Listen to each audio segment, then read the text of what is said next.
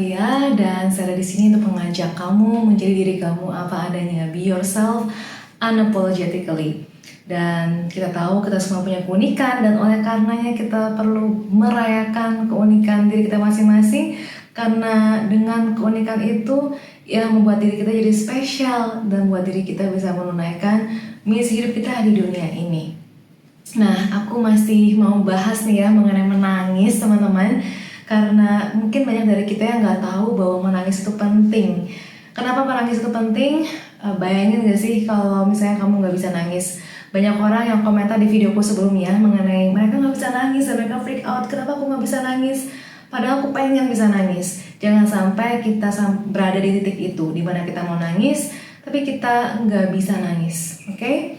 Aku pengen teman-teman bisa mengekspresikan perasaan kalian dengan sehat, dengan jujur apa adanya tanpa harus menyembunyikan air matamu. Nah, waktu kita kecil dulu, orang tua kita mungkin pernah bilang, nggak boleh nangis, cengeng gitu ya. Atau kalau kamu nangis kamu bukan anak mama, bukan anak papa, hanya laki-laki yang bodoh yang menangis. Nggak ada laki-laki boleh nangis, anak laki-laki harus kuat, nggak boleh ada air mata. Sampai sekarang mungkin kita masih mendengar kata-kata seperti itu, bukan oleh orang tua kita, mungkin oleh pasangan kita, mungkin oleh teman kita, mungkin oleh masyarakat juga, atau bahkan orang-orang lain yang kita anggap lebih punya otoritas dibanding kita, sehingga kita merasa bahwa aku gak boleh nangis, aku gak boleh sampai menunjukkan kelemahanku, karena air mata sama dengan kelemahan, karena nangis dianggap sebagai kelemahan. Hari ini aku ingin memutar balik semua itu dan memberitahu kamu bahwa menangis itu boleh dan bahkan penting, teman-teman. Kenapa menangis penting? Karena pertama, menangis mengekspresikan perasaan dan juga meredakan stres. Jadi kalau perasaan nggak bisa diekspresikan, dia akan tertahan, dan apapun perasaan yang tertahan akan jatuhnya tuh ke badan kita, akan kena ke tubuh kita. Teman-teman pernah dengar istilah psikosomatis, pernah dengar istilah bahwa cuman sekarang banyak orang stres sehingga jadinya sakit. Itu karena kita nggak bisa merasakan perasaan kita, karena kita menekan, memendam perasaan kita. Jadi jangan dilakukan ya, lakukan.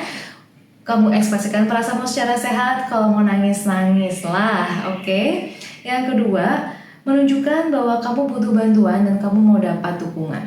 Oke? Jadi kalau misalnya kamu nangis, orang akan berpikir bahwa kamu lemah. Itu kata orang. Tapi kenyataannya semua dari kita pernah nangis. Ada nggak di sini yang nggak pernah nangis? Ada nggak di sini yang nggak pengen ketika nangis itu disayang dan diterima dan justru didukung, dibantu? Nggak ada. Sebenarnya semua pengen dapat dukungan itu, ya kan? Jadi sebenarnya kita ini kayak orang-orang yang berjalan sendirian, padahal sebenarnya kita menginginkan hal yang sama, teman-teman. Jadi ketika kamu menangis, itu kayak kamu bilang ke orang lain bahwa aku lagi nggak baik-baik aja. I need your help. I need you to support me. I need you to love me as I am. Bukankah itu lebih indah kalau kita bisa melakukannya? Kemudian yang berikutnya, menangis atau mengizinkan dirimu menangis membuat kamu semakin dekat dengan dirimu sendiri, menerima dan mencintai dirimu apa adanya. Kita nggak bisa mencintai diri kita kalau kita membenci perasaan kita, kalau kita nggak menyukai perasaan kita memendam perasaan kita. Dengan cara kita menangis, kita justru semakin dekat dengan diri kita sendiri, kita semakin menerima dan mencintai diri kita apa adanya. Kemudian yang berikutnya, menangis menunjukkan empati buat orang lain.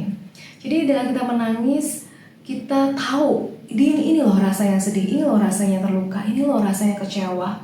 Dan kita mungkin menangis buat diri kita mungkin menangis untuk orang lain, tapi dengan kita menangis, kita kayak sharing the same feeling. Kita kayak di dunia itu senasib penanggungan. Karena skenario hidup kita mungkin berbeda, teman-teman, tapi perasaan kita itu universal.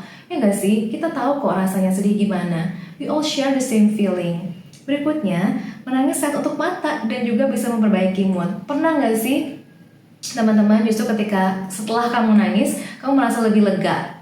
Yes, right? Justru kalau kamu nggak nangis, kamu akan uring-uringan seharian. Bahkan kalau kamu udah nggak nangis lama, mungkin kamu akan jadi orang yang gampang marah. Tapi kalau kamu nangis, kamu lega abis itu biasanya, malah makin plong. Jadi menangislah kalau memang perlu, oke? Dan yang terakhir yang aku mau share adalah Menangis apalagi di depan orang lain membuat kamu membangun bonding yang sehat, hubungan yang sehat dengan orang tersebut. Kalau kamu boleh nangis di depan aku, di depan orang tua kamu, pasangan kamu, atau teman-teman kamu perhatikan deh, kamu kayak menjalin hubungan yang semakin erat dengan orang tersebut. Nah, gimana sekarang? Kamu udah mulai pengen nangis? Udah siap untuk bisa ekspresikan perasaan kamu, nggak lagi memendam, tapi ekspresikan? Kalau ya, ketikkan di komen, aku pingin tahu. Dan kalau kamu merasa video ini bermanfaat, please bantu aku untuk share juga pada teman-teman kamu, karena aku berharap dunia terbuka, kita semua terbuka, mengizinkan diri kita untuk boleh merasakan perasaan kita dan juga mengeluarkan air mata. Thank you so much teman-teman, sampai jumpa di kita di video selanjutnya.